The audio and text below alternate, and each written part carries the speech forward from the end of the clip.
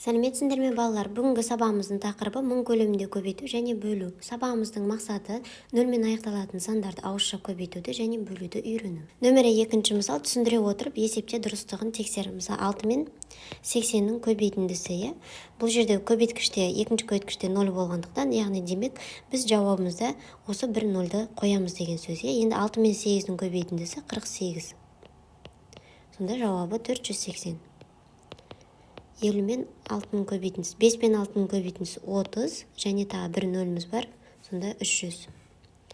450 бөлінген 9, 45-ті 9-ға бөлсек 5 және мына 0-ды қоямыз, сонда 50. 810 бөлінген 9, мұнда көбейту кестесін білу керек. 81-ді 9-ға бөлсек 9 және 0-міз бар 90. Өйткені бөлгішімізде 0 жоқ, 0-дар сақталып қалады. 80 көбейтілген 7, 8 бен 7-нің көбейтіндісі 56 және 0 бар, сонда 560 болады. 540 бөлінген 9, яғни 54-ті 9-ға бөлсек 6 және 0-міз бар, сонда 60 болады. 630 бөлінген 9, 63-ті 9-ға бөлсек қанша? 7, және 0-міз бар 70. 480 бөлінген 80. Не істейміз? 0-дарды жойып тастаймыз. 48-ті 8-ге бөлеміз. Тең болады 6. Келесі 6 көбейтілген 40. 6 мен 4-дің көбейтіндісі 24 және 0-міз бар, сонда 240 болады. Келесі 10 көбейтілген 40. Қанша 0 бар? 2 0 бар, Және 1-ді 4-ге көбейтсек 4 және 2 0-міз жазамыз, Сонда 400 болады. Келесі 90 көбейтілген 6. 9 бен 6-ның көбейтіндісі 54 және 0-мыз бар, Сонда 540. 270 бөлінген 9, яғни 27-ні 9-ға бөлсек 3 және 0-мыз бар 30. Келесі 400 бөлінген 80. Не істейміз? 1 0-ды алып тастаймыз. Енді 40-ты 8-ге бөлеміз 5. Келесі 23 көбейтілген 10. Не істейміз? Наның артына 1 0-ді тіркейміз. Сонда 230 болады. 400 бөлінген 10. Не істейміз? 1 0-ді жойып тастаймыз, Енді 40-ты 1-ге бөлеміз. 40 болады. Енді 700 бөлінген 100. Бөлгіште 2 0 бар, 1, 2. Демек, мына жақтан да 2 0-ді алып тастаймыз. 7-ні 1-ге бөлеміз. 7. А көбейтілген Б. Яғни 5 пен 100-дің көбейтіндісі, 5-ті 1-ге көбейтем 5 және 2 0-ім бар, сонда 500 болады. 9-ды 10-ға көбейтем, 9-ды 1-ге көбейтем 9 және 1 0-ім бар, 90 демек. Келесі бұл жерде енді 2 0 бар, 9-ды 1-ге көбейтем 9 және 2 0 тіркем, сонда 900. Мұнда 8-ді 1-ге көбейтем және 100-дің 2 0-і бар, сонда 800. Мұнда 1-ді 6-ға көбейтем 6 және 2 0-ім бар, 600. 1-ді 7-ге көбейтем 7, 1 0-ім бар, сонда 70. Бұл жерде 800, бұл жерде 700. Келесі енді бөлу. 600-ді 100-ге бөлем. Не істеймін? 2 0-ді алып тастаймын. 6-ны 1-ге бөлем 6. 1000-ды 10-ға бөлем, яғни 1000-нан 1 0-ді алып тастаймыз, сонда 100 болады. 340-ды 10-ға бөлем, яғни 1 0-ді алып тастаймыз, сонда қанша қалды? 34 қалды, 700-ді 100-ге бөлем, яғни 0-дерді алып тастаймын, 7. Өйткені 7-ні 1-ге бөлсем 7 деген сөз. 670 бөлінген 10, яғни 1 0-дарды алып тастаймын, 67-ні 1-ге бөлсем 67. 800 бөлінген 10, 10-на 1 0 бар, демек 800-ден 1 0-ді алып тастаймын. 80-ді 1-ге бөлсем 80. 530 бөлінген 10, 10-да 1 0 бар, демек 1 0-ді алып тастаймыз. Сонда 53-ті 1-ге бөлсек 53 болады. 450 бөлінген 10, 1 0-дан алып тастаймыз да 45 қалады сонда. Нөмірі 5-ші мысал есепте. Бірінші бұл жерде біз көбейтуді орындап аламыз, сосын азайтуды, 5-ті 4-ге көбейтсек 20 және мұнда 1 0 бар, сонда 200. 1000-нан 200-ді азайтсақ 800 болады. Келесі жақшаны үшін бірінші орындаймыз, содан кейін көбейтуді, 700-ден 650-ді азайтсақ 50 болады, Енді 7-ні 5-ге көбейтсем 35 және 0-ім бар, 350 болады. 500-ден 20-ны азайтсақ 480, 480-ді 60-қа бөлеміз, яғни 0-дар жойылып кетеді. 48-ді 6-ға бөлсек 8. 120-ға 300-ді қоссақ 420. 42-ні 7-ге бөлсек 6, және бізде 0 бар, сонда 60 болады. Бірінші бөлуді орындаймыз, сосын көбейтуді. 560-ті 8-ге бөлсек, яғни 56-ны 8-ге бөлсек 7, және 0-міз бар, 70 болады. Енді 70-ті 3-ке көбейтем, 7-ні 3-ке көбейтем, 21, және 0-ын жазам, сонда 210 шығады. 72-ні 8-ге бөлсек 9, және мұнда 0 бар, 90 болады, 90-ға 200-ді қоссақ 290 болады жауабы. Бұл жерде 36-ны 6-ға бөлсек 6, және 0-ым бар, 60 шығады, 360-ті 6-ға бөлсек 60 шығады. Енді 60-ты 840-қа қоссақ, яғни 40-қа 60-ты қоссақ 100, мұнда 8 бар, 800-ге 100-ді қоссақ, сонда 900 бұл жерде, жауабы. Бұл жерде 0-дер жойылып кетеді, 36-ны 6-ға бөлсек 6, енді 6-ға 840-ді қоссақ 846 шығады. Келесі, мұнда бірінші көбейтуді орындаймыз, сосын бөлуді, сосын барып қосуды орындаймыз.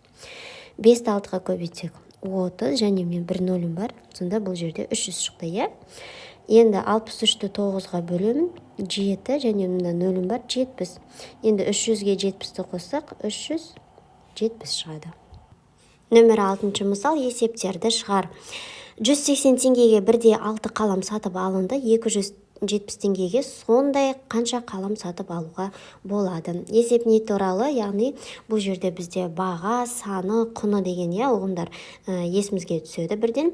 Есеп не туралы, қалам жайлы. Есепте не белгілі, 180 теңгеге бірде 6 қалам сатып алынған белгілі. Және есепте нені табу керек, 270 теңгеге осындай қанша қалам сатып алуға болады, соны табу керек. Есептің шартын жазайық. Яғни 180 теңгеге қанша қалам сатып алды? 6 қалам.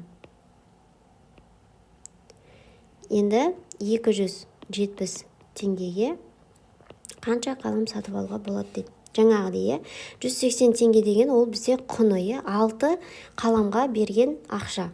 6 қалам деген бізде ол саны. Яғни бізге нені табу керек? Бағасын, Бағасын тапсақ, біз бұл жерде санын таба аламыз, Өйткені бізге 270 теңгеге қанша қалам сатып алуға болады дейді, соны табу керек. Демек, бірінші бағасын табу үшін не істейміз? Құнын санына бөлеміз. Яғни 180-ді бөлеміз 6-ға. 18-ді 6-ға бөлсек 3, және 0-ым бар 30. Сонда бір қалам, қанша теңге тұрады? 30 теңге тұрады екен. Енді 270 теңгеге 30 теңге тұратын қаламнан неше алуға болады? Соны табу үшін 270-ді 30-ға бөлеміз. 0-дер жойылып кетеді, 27-ні 3-ке бөлсек 9. Сонда 9 қалам сатып алуға болады екен. Жазамыз жауабы. 270 теңгеге 9 қалам сатып алуға болады деп жазамыз. Келесі. Пойыздың 3 плацкарт вагонында 180 орын бар, осындай 7 вагонда қанша орын болады дейді. Яғни 3 плацкарт вагонында 180 орын бар екен. Есептің шартын жазып алайық, Яғни 3 вагонда 180 орын бар. Осындай 7 вагонда қанша орын болады дейді сонда. Яғни бізге нені табу керек, балалар? Бұл есепте бірінші бір вагонда қанша орын бар екен табу керек. Оны қалай табамыз? Оны табу үшін біз 180-ді 3 вагонға бөліп sayымыз. Яғни 180 бөлінген 3 дейміз. 18-ді 3-ке бөлсек 6, және 0 бар 60. Демек бір вагонда бізде 60 орын бар екен. Енді 7 вагонда қанша болатын табу үшін 7-ні 60-ға көбейтеміз. 7-ні 6-ға көбейтсек 42, және 0-міз бар. Сонда жауабына жазамыз.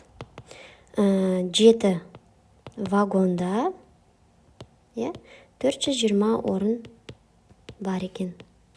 6 килограмм алмадан 3 литр шырын алуға болады. 180 килограмм алмадан қанша литр шырын алуға болады? Жазып алайық, 6 килограмм алмадан қанша литр дейді? 3 литр шырын алуға болады. Ал 180 килограммнан қанша литр шырын алуға болады, соны табу керек. Енді бізге ең бірінші нені табу керек? 1 килограммнан қанша литр шырын алуға болады, соны табу керек. Оны табу үшін не істейміз? 6-ны 3-ке бөлеміз. Сонда 2 литр шығады. Енді 1 килограммнан 2 литр алатын болсақ, онда 180-ді 2 литрге бөлеміз. 18-ді 2-ке бөлсек 9 және 0 бар 90. Сонда 180 килограммнан 90 литр шырын алуға болады екен. Жауабына жазып алайық.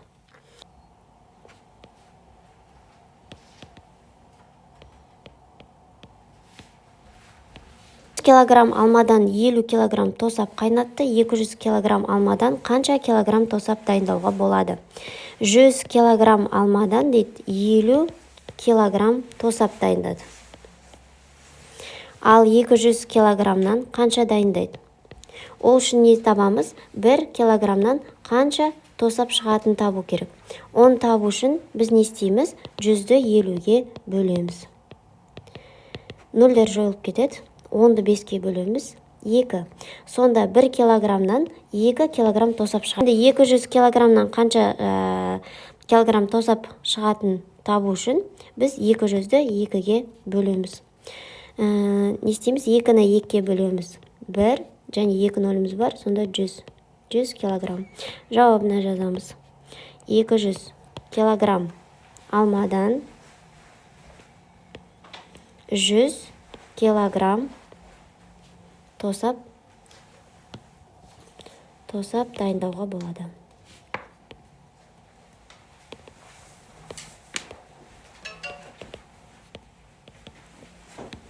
Бұл жерде нөмір 7-ші мысал есепте. Бұл жерде бірінші жақшаның ішін орындап аламыз. 77 мен 23-тің қосындысы 100-ге тең. Содан кейін көбейтуді орындаймыз. Өйткені көбейту бірінші тұр. Енді 100-ді, яғни 10 көбейтілген 100 қанша болады? 3 нөліміз бар, сонда 1000 шықты. Енді оны қайтадан 10-ға бөлеміз. Яғни 1 нөлді алып тастаймыз, сонда жауабы 100 болады. Келесі. Яғни бұл жерде есептемейді табуға. Мысалы, жақшаның ішінде 8 шығады. 8-ді 10-ға көбейтеміз 80, қайтадан 10 алып тастаймыз, сонда жауабы 8. Яғни жақшаның ішіндегі жауапты жасасам болады, есептемей-ақ. Өйткені ол 10-ға көбейтіп тұр да, қайтадан 10-ды алып тастап отыр. Яғни бөліп тастап отыр. Сонда жақшаның ішіндегі жауабын ғана жаза аламыз. Бұл жерде де дәл солай.